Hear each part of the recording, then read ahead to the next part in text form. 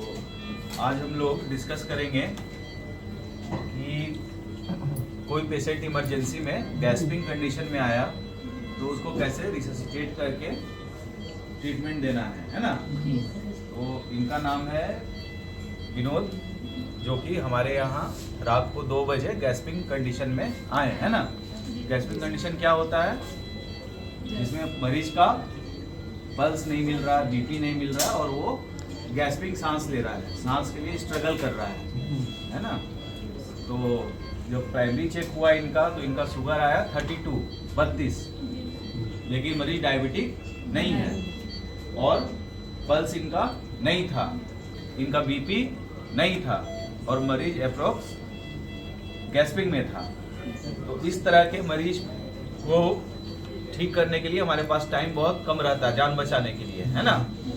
तो हम लोग फटाफट एबीजी किए, है ना। तो एबीजी में क्या है डॉक्टर साहब? एबीजी में सीवियर मेटाबॉलिक एसिडोसिस था इनका। Severe metabolic acidosis. पीएच काफी कम हुआ था, 6.9 था इनका पीएच था 6.9, जो कि काफी लो है ना। और बाई का भी लगभग 7-8 हो गया था। इनका लैक्टेट बहुत हाई था, इनका लैक्टेट बहुत ज़्यादा था। सीवियर मेटाबॉलिक एसिडोसिस था, लैक्टेट 18 था, लैक्टेट 17-18 हो गया, 18 था। तो इस तरह का जब हमारा ब्लड एसिडिक हो जाता है तो कार्डियक अरेस्ट में मरीज जाने लगता है और जो भी सिस्टम हमारा है शरीर का वो शट डाउन होने लगता है। तो उसको हम लोग को तुरंत करेक्ट करना है। सबसे पहले हम लोग को क्या करना है, रिससिटेशन के साथ साथ कारण भी खोजना है कि क्यों ऐसा हुआ, मरीज उस तरह क्यों हुआ, क्यों ये गैस्पिंग में गया घर पे अचानक, है ना। तो इनका कारण था अल्कोहल। मरीज जो है वो क्रोनिक अल्कोहलिक है और इनका अल्कोहल कंजम्पशन बहुत भी है। जो लोग भी विस्की पीते हैं तो विस्की जो है वो हाइपोग्लाइसीमिया कराता है, शुगर को डाउन करता है ना। तो ये रात में विस्की पिया और सुबह तक शुगर इसका 30 आ गया और चूंकि पहले से भी ये विस्की का सेवन करता है रोज, इसलिए इसका किडनी और लीवर लंग सारा चीज कंप्रोमाइज है। तो इसका मैनेजमेंट हम लोग क्या करेंगे?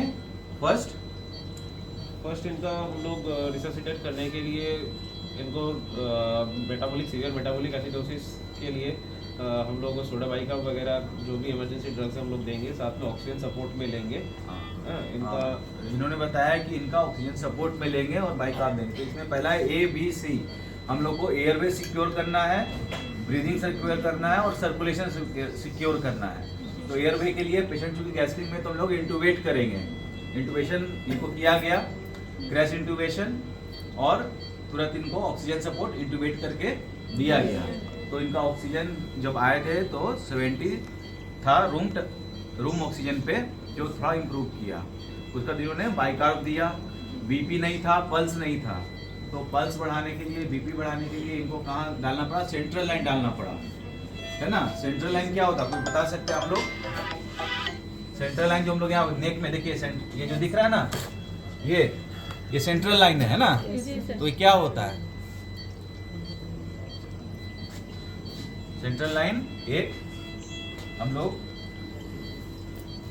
इसमें स्किन में कट करके और वेन के जरिए, जो डीप वेन्स होते हैं, जुगुलर वेन वगैरह, उससे हार्ट में जाते हैं और हार्ट में सीधा मेडिकेशन देते हैं। तो अभी ये किस चीज पे मेडिकेशन पे है, किस किस पे है? डिफ्यूजन पंप दिखाइए, क्या क्या चीज इनको चल रहा है? नोरेड चल रहा है, एडीआर चल रहा है और डोपामिन चल रहा है। हाँ, नोरेड, एडीआर और डोपामिन पे है। और भी इनको आइनोट्रोप चल रहा था, जो अब धीरे धीरे टेपर हो गया है क्योंकि मरीज उसके बाद अच्छा होने लगा। इस केस में सबसे बड़ी चीज एक ये है कि मेटाबॉलिक एसिडोसिस को हम लोग ट्रीटमेंट के समय बहुत बार पेरिफेरल पल्स देखते हैं। तो इस मरीज का 3rd डे तक पेरिफेरल पल्स नहीं आया, लेकिन ब्रेकियल पल्स हल्का मिल रहा था। तो वहाँ पे एक होप था, है ना। पेरिफेरल पल्स क्यों नहीं मिल रहा था? क्योंकि पेशेंट जो था शॉक में था, पेरिफेरल वैस्कुलेचर डायलेटेड था, है ना। तो उसमें पल्स नहीं मिलता है। तो बहुत लोग उस चीज़ को छोड़ देते हैं और आउटकम के लिए सोचते कि अब नहीं हो पाएगा, मतलब आउटकम मरीज का नहीं आएगा। 3rd डे भी पेरिफेरल पल्स नहीं आया। आज इनका 5वां दिन ही आज इनका पल्स आ गया, है ना।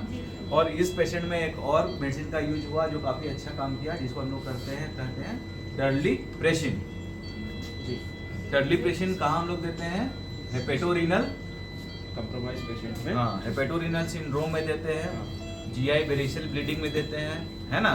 तो ये ड्रग क्या करता है, जो तुम्हारा स्प्लेनिक सर्कुलेशन है, लीवर का सर्कुलेशन है, उसको कॉन्स्ट्रिक्ट करता है ना, और ब्लड को डाइवर्ट करता है किडनी के तरफ और आउटपुट आने लगा। क्योंकि मरीज किडनी फेलियर में भी था, इसका पेशाब एकदम नहीं था, लेकिन आज जो है इसका पेशाब बहुत अच्छा है, आउटपुट बहुत अच्छा आ गया है। तो ये ड्रग के कारण ये रिवाइव किया है ना। यहाँ देखिए, अब ठीक है आप, अब ठीक लगता है ना। क्या नाम है आपका, नाम बताइए। विनोद कुमार। विनोद कुमार। हाँ हाँ, तो अब तो आप ठीक हो गए, जी मरे हुए आए थे, जी। तो यहाँ से अब जाइएगा तो क्या कीजिएगा घर पे? काम हम करते हैं सर। काम तो कीजिएगा, लेकिन क्या कीजिएगा, आज के बाद दारू नहीं पीजिएगा। नहीं, ये सब क्यों हुआ आपको? पता नहीं सर, दारू पीने से? पता नहीं चला। नहीं, आपको तो नहीं पता चला, लेकिन हुआ क्यों? दारू पीने से। आपके घर वाले बोलते हैं कि कुल्ला भी ये दारू से करते हैं, सुबह शाम दोपहर भी दारू पीते हैं। तो दारू आप बंद कर दीजिएगा, ठीक है। दूध पीजिए, मठा खाइए, आप मर के बचे, आपका ये दूसरा जन्म है। जी ये बात समझ रहे हैं ना, आप भी कितने सीरियस थे जी और आप में कितना मेहनत करना पड़ा। तो हो सकता है कि अगले बार मेहनत करने के बाद भी आप बैकुंठ धाम चले जाएं। इस बार तो बच गए ऊपर वाले के मेहरबानी से। तो अब जो है दारू नहीं पीना है। क्या पीना है? दूध पीजिए, दही मट्ठा पीजिए, है ना। बहुत मुश्किल से बचे, ठीक है। अभी सांस उस ठीक है ना? ठीक है, इसको आप लगा लो, सिस्टर लगा दो इनको, ठीक है। तो आज का क्लास यही पे खत्म होता है, ठीक है। आप लोग कल और तैयारी करके आइएगा, ठीक है ना। वो हम लोग बेड नंबर 2 को डिस्कस करेंगे, जो कि वेंटिलेटर पे पेशेंट है, उसके बारे में, ठीक है।